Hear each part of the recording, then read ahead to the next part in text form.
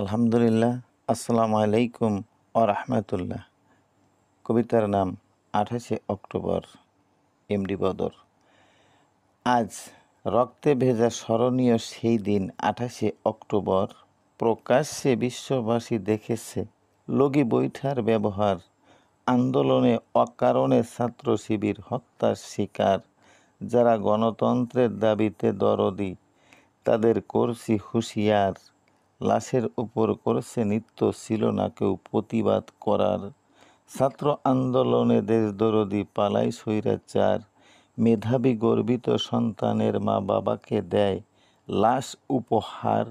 বর্তমান সরকারেরই ব্যর্থতায় পাই নাই হত্যার বিচার। বাঙালি পরিচয় যত মজলুম জনতা হয়েছে সোচ্চার। শিবিরের চেতনায় করলে আঘাত, ভবিষ্যৎ হবে অন্ধকার। আজ রক্তে ভেজা স্মরণীয় সেই দিন 28শে অক্টোবর। ধন্যবাদ।